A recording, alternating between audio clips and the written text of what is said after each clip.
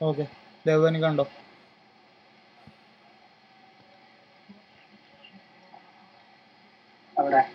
ഞാൻ കാണിച്ചു തരാം. ഹോൾഡ് ചെയ്യാൻ ഇങ്ങനെ അച്ചടിക്കല്ലേ. Come on easy.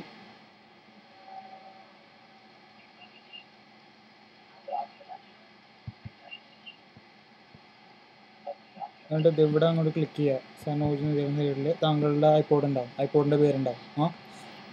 എന്നിട്ട് അതിൽ ആപ്ലിക്കേഷൻ സമ്മറി മ്യൂസിക് എടുക്കുക. എന്നിട്ട് ഇവിടെ